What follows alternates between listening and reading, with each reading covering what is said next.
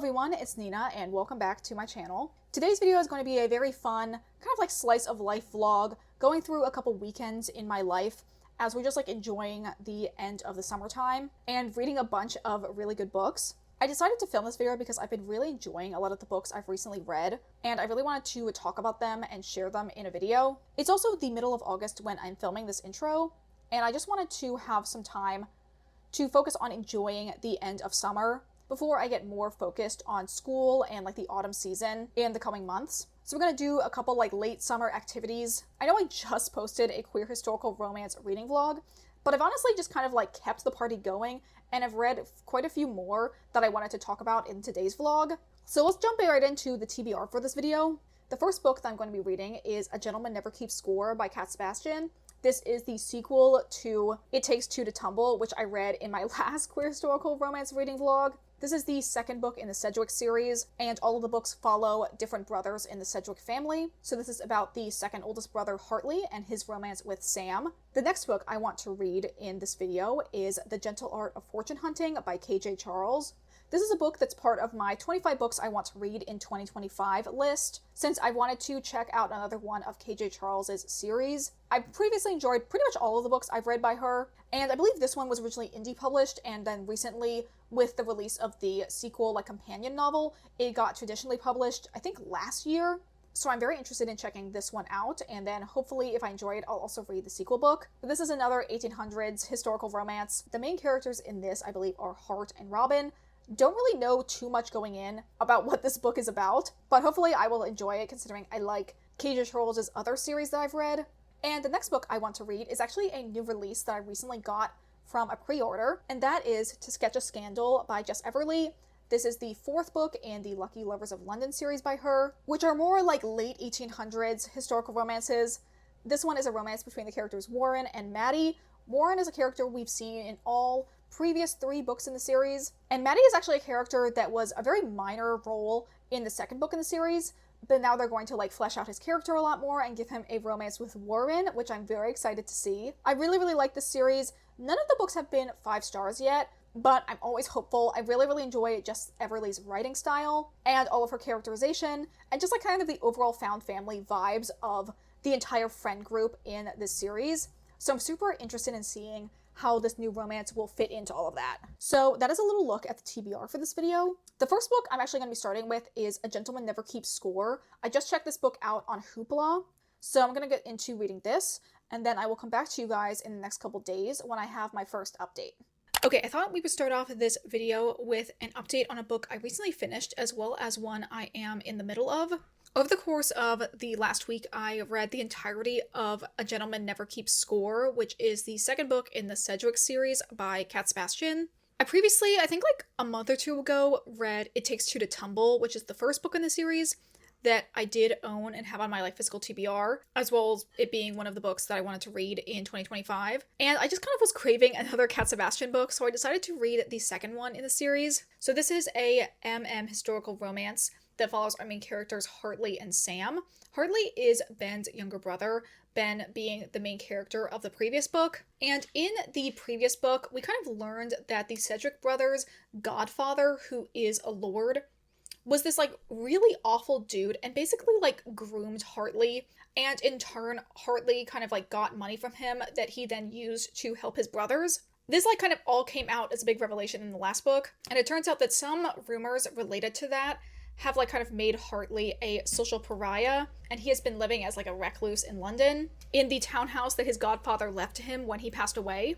Sam then enters Hartley's life when he finds out that said scummy Lord Godfather has a scandalous painting of Sam's soon-to-be like sister-in-law. So he and Hartley decide to work together. As Hartley just kind of wants any way to like get back at his godfather, they decide to like team up to get the painting back. It's very much, I wouldn't say like opposite attract in terms of like personality, more so like a class divide, because Hartley is this like wealthy, posh white Englishman, and Sam is a working class, more like down-to-earth black man. This is definitely not the book if you have like a heavy sensitivity to SA or to grooming or like kind of any exploitation, because even though they don't mention it in detail, I feel like the whole book is essentially Hartley dealing with his trauma surrounding that. However, it is still very like hurt comfort and focused on healing, so maybe you would still like it regardless. Anyway, I have now completely finished this book, and I really did like it. I think I actually liked it quite a bit more than the previous book in the series. I did think there was a lot going on, and maybe not always done with like the best execution, so your mileage like may vary in that aspect, but I feel like I came away feeling better having read it. I feel like in terms of vibes, comparing it to like other Cat Sebastian books, it reminds me a lot of The Rune of a Rake in terms of like me going in thinking, surely this book will not be that deep and have complex characters who will make me care about them, but then it completely did. So yeah, I really, really enjoyed this book. I will also say this book was pretty smutty, but in a very like unique way, because Hartley has like a lot of trauma and he like doesn't like being touched, so how they kind of like get around that is a big focus. And it's probably like a reading experience that I don't foresee happening in a book again. Okay, now let's move on to talk about the book that I'm currently in the middle of. I started this book on Friday and it's currently Sunday, and I've about 36% of the way through and about to start chapter 11. And that book is The Gentle Art of Fortune Hunting by KJ Charles. Really reading the like two pillars of the queer historical romance community right now, in having just finished a Cat Sebastian and then moving on to a KJ Charles book. Anyway, this is another queer historical male-male romance that follows our two main characters, Robin and Hart. Definitely didn't expect to be reading two books with the main characters who go by Hart back to back. Anyway, talking about the plot of this book, one of our main characters, Robin, and his sister Marianne are basically like cosplaying rich. They're not from any like higher up social class, but they are essentially fortune hunters. They're trying to pass themselves off as like somewhat country bumpkin nobility to then insert themselves into London high society by marrying into rich noble families. Robin sets his eyes on marrying this girl named Alice, and Alice's kind of overprotective uncle, Lord John Hartleby, also known as Hart, gets like kind of a bad vibe from Robin and is convinced that he is a fortune hunter, which Robin is. So he decides to kind of like do some more investigating, spend some more time with Robin to kind of like suss out his intentions with his niece. So far I'm having a good time reading this book. We actually haven't gotten to any of the like romance aspects yet. It's just been like very light mentions that both of them might be interested in the other person. But at the same time, it's very much like enemies to lovers, like distrusting the other person starting out. Like they had a pretty like explosive fight, maybe like 2 or 3 chapters in, when Hart accused Robin of being a fortune hunter. And then Robin had to like try and figure out how to defend himself and sort of like deflect the actual truth into Hart being just like a bad person and very like scheming and kind of like sticking his nose where he shouldn't be in terms of like being overprotective with his niece. I found that this book has a really like light and fun writing style, which I don't necessarily know if I've noticed in other KJ Charles books that I've read. I don't know if the writing style is necessarily like period accurate, but it feels like it has a more like old-timey flavor. I do know that KJ Charles does tend to want her books to have more historical accuracy than, say, other historical romances that I've read. So I don't know if that is also coming through in the writing style itself. But overall, I'm really enjoying it so far. Definitely going to make more progress on this in the next couple days. But that's what I've been reading for right now, and I'll probably come back to you probably sometime next weekend with my next reading update. So it's actually Tuesday now. On Tuesdays, I work from home, so since I didn't have to do my usual commute, I had a little bit of extra time that I thought I would do a little reading update. I have made a pretty decent chunk of progress in reading The Gentle Art of Fortune Hunting. I'm currently, I think, around chapter 18 and like 2/3 of the way through the book. And I think this book is a lot of fun. I've been really enjoying it. I really, really like the dynamic between Hart and Robin. I wasn't sure how I was going to feel about them in the beginning. And I realized part of that was because Robin was kind of like putting on a persona when he was like still trying to be a fortune hunter and seems super like prim and proper. But basically as soon as he's kind of like dropped that facade and tried to be more his like authentic self with Hart, I think his character is a lot more enjoyable and really, really funny. And then Hart is still like super serious, but will kind of get like thrown for a loop a lot of the times with stuff that Robin says. And you can kind of see him slowly like break down his barriers and like become more like open-minded and kind. This book also has been pretty insane, but like in kind of all of the best ways. The way that their thought process is, yes, we are hooking up and then becoming friends and like kind of becoming the person the other one has been waiting for their entire lives. But no, we are not in love and we can't have that in the long term.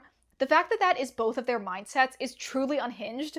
Also, personally, I can not be stopped when there is a character who is brought up to think of themselves as worthless and unlovable, and thus decided to become the thing that society had labeled them, only for them to then meet someone who completely changes everything for them and pushes them to learn and grow. So yes, I really am enjoying this book so far. I've only kind of read it for 2 main sittings. The first time when I read it on Friday, and then again I read 30% yesterday. So I honestly think I'm going to be able to read the majority of it in one more final sitting. So I had to figure out when I'm going to do that. I ideally would like to get it done either today or sometime tomorrow, because I really want to start a new book on Thursday. So that's my little reading update for right now, and I will come back to you when hopefully I finish this book and have something to talk about with my next read.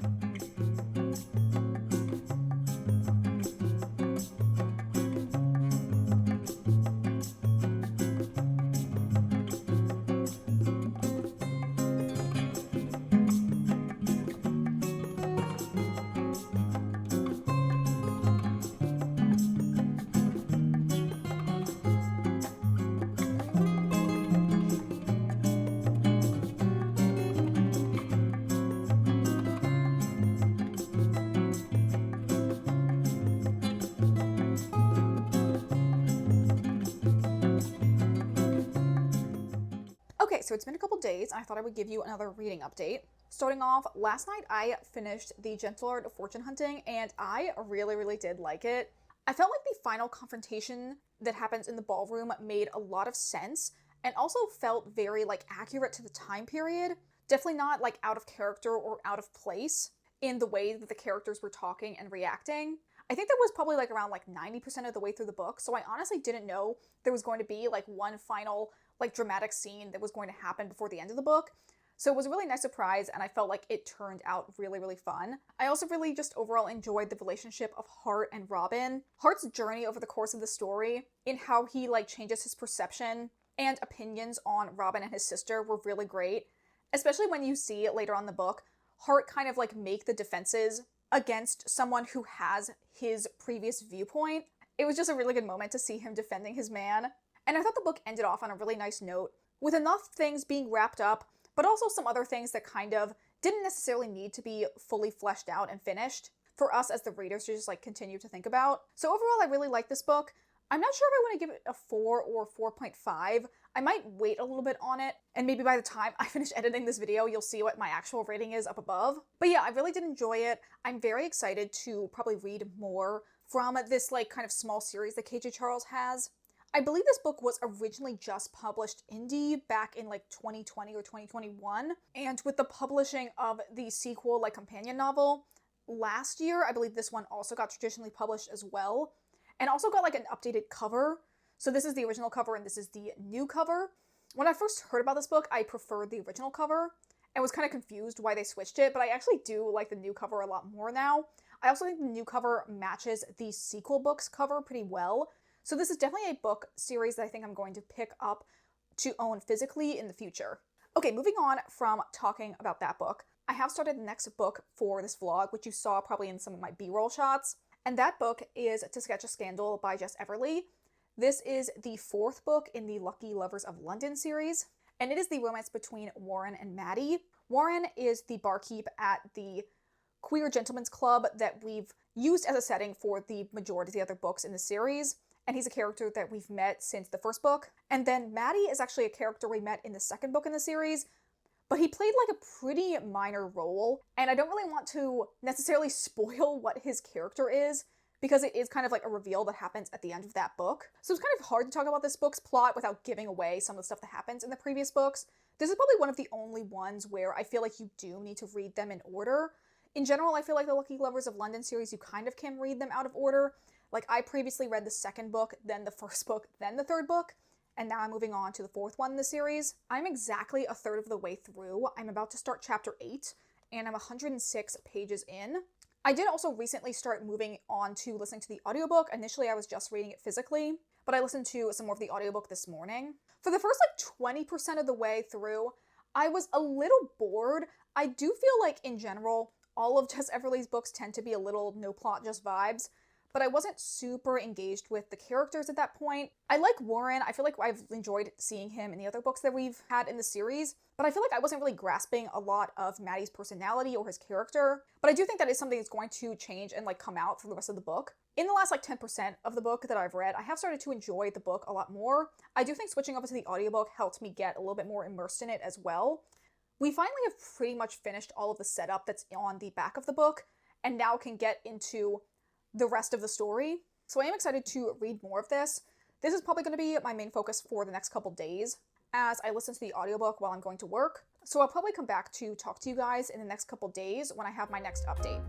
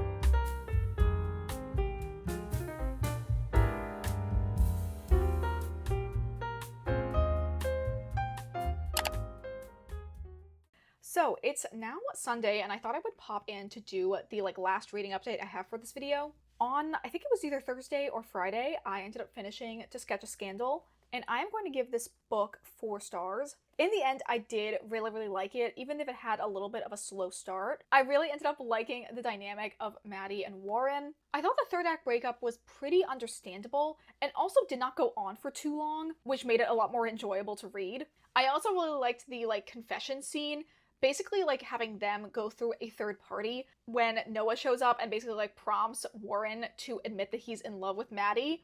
I thought that was really cute, and I just liked seeing a lot of the characters from the previous books show up again. Although David was definitely pissing me off in this book a lot more than he did in his own book. I really liked seeing him. I really like his relationship with Noah, and Noah is definitely really fun in this book. So seeing the side characters that I really like was definitely a big highlight of my reading experience. Although even beyond that, I feel like I really did like this book. I really liked the ending dynamic of Maddie and Warren. I understood their relationship, and I also just overall really liked the character archetype that Warren kind of ended up falling into, of this former fuckboy who's now kind of trying to reform himself and his image because he found someone that he really wants to commit to and spend the rest of his life with. I thought their relationship was really cute. I do kind of wish that we got a little bit more closure in terms of Maddie's plotline, with kind of the overall setup of why he's even in the art class with Warren to begin with. I wish that he had kind of gotten some retribution and sort of I told you so energy with the people that he had worked for. But that ended up not really happening or being really a big focus of the story. Again, I'm trying to be extra vague because Maddie's whole situation and source of employment is kind of a big spoiler from the second book. But anyway, I did enjoy this book. I'm gonna give it 4 stars. I don't know if there's going to be any other books in this series coming out. I do kind of feel like all of the main characters have found someone and ended up in committed relationships, and there aren't a ton of additional side characters that I could see being expanded upon. The only one that I can think of is there's a character, Cecil, who we met in the second book, who I think now is working with Noah, and I honestly think he seems pretty interesting, so I honestly would love to see if Jess Everly eventually wrote a 5th Lucky Lovers of London book, give him some type of storyline. I think that'd be great. But overall, really love this series. Enjoyed pretty much all of the books. Unfortunately, this one was not a 5-star, which would have been a nice way to kind of cap off the series, considering all the other books I've given either 4 or 4.5 stars. But overall, I really enjoyed this book and had a great reading experience. Okay, the last thing I wanted to update you guys on was yesterday actually was the Philly book crawl. Also simultaneously, this weekend is this big Pokemon Go Max event that's happening with Eternatus. So we actually went out with Kyle in the city yesterday. We got sushi at Kura, the revolving sushi bar, which was really great. This is only our second time going, but it's really good. I really like a restaurant where as soon as you sit down, you immediately have food to eat. as opposed to having to wait for additional service of like a waiter coming over and taking your order. And I just love sushi in general, so it was a really good time.